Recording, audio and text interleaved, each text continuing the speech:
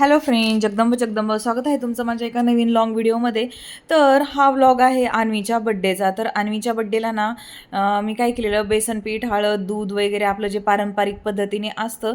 आणि माझी मुलगी माझ्यासाठी काही राजकुमारीपेक्षा कमी नाही आहे, म्हणून तिला थोडंसं प्रिन्सेसचं फील करण्यासाठी मी तिला दूध आणि त्याच्यामध्ये गुलाबजल वगैरे टाकून, गुलाबाची पानं वगैरे टाकून तिला असं छान अंघोळ घातलेली.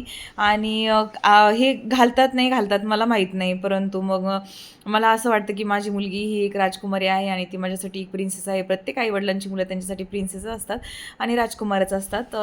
तर त्याच्यामध्ये काही नाही. आणि मग तिचा फेवरेट नाश्ता होता, जो की होता इडली. ही तिला आवडते आणि उडीद वडाही तिला आवडतो, मात्र तिला डोसाही जास्त आवडतो.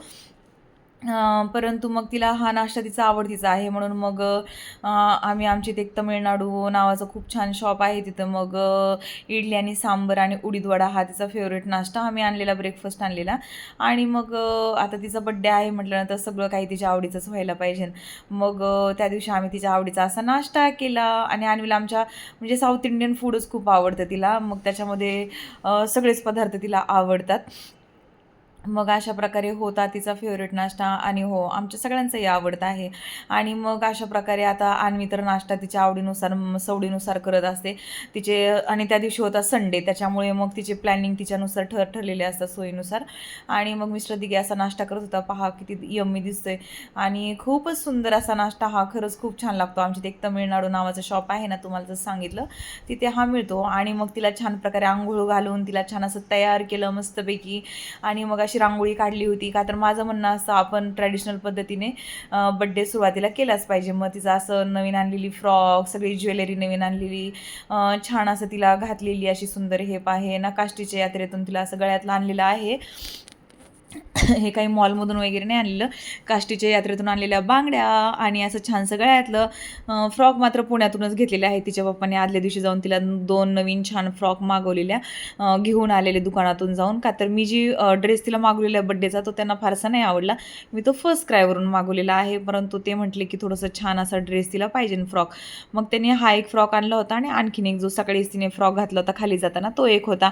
आणि अशा प्रकारे मग तिला छान असा मेकअप वगैरे करून, रांगोळी काढून तिचं असं आम्ही सगळ्यांनी मिळून असं औक्षण केलं. तर हा होता औक्षणचा प्रोग्राम. अशा 2 निरांजनी लावतात आमच्यामध्ये, अशा 2 निरांजनीचं औक्षण करतात. गुलाबजामुन आहे, हळद आहे, कुंकू आहे, त्याच्यानंतर अक्षदा आहेत, अंगठी असते, सुपारी असते, अशा प्रकारचं सर्व ताट रेडी केलं जातं. आणि मग आणि एप्रिल महिन्यामध्ये ना आमच्या घरी ना खूप मोठं सेलिब्रेशन असतं, का तर 9 एप्रिलला असतो आमच्या अन्वीचा बड्डे. त्यानंतर 9 एप्रिलला असतो आमच्या अन्वीच्या पप्पांचा बड्डे. 19 एप्रिलला असतो आमच्या अन्वीचा बड्डे. आणि 30 एप्रिलला असते आमची ॲनिव्हर्सरी. तर एप्रिल महिना ना खरंच खूपच म्हणजे आमच्यासाठी आनंद घेऊन येतो. थू नजर नाही लागो. आणि इथे मी त्यांना सांगत होते की गावाकडे आपण खूप जणांचे व्हिडिओ वगैरे पाहतो, तर आमच्या आई हाय करताय. तर त्यांना मी सांगत होते की तुम्ही औक्षण करू शकता का. तर मी माझ्या स्टेटसवरती पाहते की खूप जणांचे वडीलही त्या मुलांचं औक्षण करतात. मग त्यांना म्हटलं तुम्ही पण करा ना, का तर मुलीचं औक्षण केलेलं चांगलंच आहे आणि मुलगी ही आपल्या घरची लक्ष्मी असते आणि खरंच असते. तर अशा प्रकारे आई आता औक्षण करत आहेत. तर हे पहा, मग मी रांगोळी वगैरे काढलेली आहे. आणि मला ना जरी आपण संध्याकाळी बड्डे पार्टी करत असेल तरी पण आहे ना, पारंपरिक पद्धतीने ही सगळं काही झालंच पाहिजे ना. आपल्यामध्ये कसं करतात ना, औक्षण करतात, वाढदिवसाच्या वेळेस असू द्या, ॲनिव्हर्सरीच्या वेळेस असू द्या, म्हणजे औक्षण करूनच मग बाकीचं तुमचं काही जे सेलिब्रेशन असेल ते असेल. पण सुरुवातीला आपण ओवाळणं, त्यांना उदंड आयुष्य, निरोगी आयुष्य, चांगल्या आयुष्याच्या शुभेच्छा देणं, यशवंत हो, औक्षवंत हो, अशा सगळ्या शुभेच्छा, आशीर्वाद दिलेच पाहिजे. आणि वाढदिवसाच्या दिवशी थोरा मोठ्यांचे सगळ्यांचे आशीर्वाद हे घेतलेच पाहिजे, का तर सगळं काही कामी येत नाही, परंतु मोठ्यांचे आशीर्वाद हे खूप कामी येतात. आणि आमच्या अशी अन्वी पाया पडली, पण नंतर परतही मी तिला खूप छान असं पाया पडायला सांगितलं सगळ्यांच्या व्यवस्थित. आणि मग मोठ्यांच्या आशीर्वादानेच वाढदिवसाची सुरुवात झालेली कधीही चांगली. आणि आपल्याला मोठे लोक मग चांगले चांगले आशीर्वाद देतात. मग त्यांच्या आशीर्वादाने आमच्या अन्वीलाही आम्ही सर्वांनी औक्षवंत हो, दीर्घायुष्य हो, निरोगी हो, यशवंत हो, शतायुषी हो, असे खूप सारे आशीर्वाद दिले. तिनं तिच्या भावी आयुष्यात खूप पुढे जावं, खूप छान बनावं, एक चांगली व्यक्ती बनावी, असे खूप चांगले आशीर्वाद आम्ही तिला दिले. आणि असा आमचा दिवस गेला आणि अक्षय तृतीयाचा दिवस होता म्हणून आमच्या पूर्वजांचे आम्ही आशीर्वाद घेतले, त्यांची पूजा केली आणि त्यानंतर अशी छानशी मी दारामध्ये रांगोळी काढली होती. अन्वीच्या बड्डे निमित्ताने अशी मग तयारी केली. बड्डेच्या पार्टीची झाली ती तयारी. आणि दरवेळेस ना आम्ही डेकोरेशनवाला बोलवतो, बलून डेकोरेशनवाला, पण ह्यावेळेस म्हटलं नको, ह्यावेळेस डेकोरेशनमध्ये नको बोलवायला. तर हे पहा अन्वीचे फ्रेंड्स असे आलेले आणि मग घरच्या घरीच बड्डे पार्टी अरेंज केलेली. आणि अन्वीचा हा ड्रेस पहा, मी फर्स्ट क्रायवरून दरवर्षी तिला ना बड्डेला मी फर्स्ट क्रायवरूनच ड्रेस मागवते.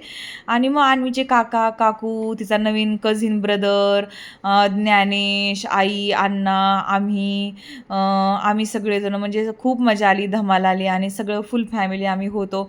आणि तिची बड्डे पार्टी खूप एन्जॉय केली. सुरुवातीला सगळ्या मुलांना आम्ही म्युझिकल चेअर खेळवली बाहेर आमच्या बाहेरच्या पॅसेजमध्ये. नंतर मग मुलं सगळे त्याची काही व्हिडिओ मी क्लिप काढली नाही, का तर मी त्या दिवशी गेम्स घेण्यामध्ये बिझी होते. आणि मग अशा प्रकारे अन्वीची बड्डे पार्टी झाली. मग मुलं दमल्यावर त्यांना कोल्ड ड्रिंक दिली. मग कोल्ड ड्रिंक देऊन झाल्यानंतर मग थोडेसे अजून गेम्स ठेवले, त्यांचा डान्स वगैरे ठेवला. त्याच्यानंतर बरेच 1-2 गेम ठेवले. त्यानंतर मग जेवणाचा प्रोग्राम सुरू झाला. मग आम्ही सगळ्यांनी असं मुलांना छान प्रकारे वाढलं. पावभाजी होती, त्याच्यानंतर केक होता, मी घरी बनवलेले नूडल्स होते, सलाद होतं.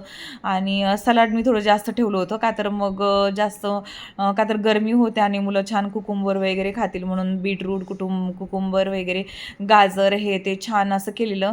आणि अशा प्रकारे मग मेनू होता, सगळं काही छान होतं आणि बड्डे खरंच खूप छान झाला. आणि हा होता अन्वीच्या बड्डेचा केक. आता अन्वीला हॅरी पॉटर ही खूप आवडतं, ती हॅरी पॉटरची फॅन आहे, म्हणून मग तिला हॅरी पॉटर थीमचा मी केक मागवला होता आणि थोडीशी थीम पण हॅरी पॉटरची केलेली.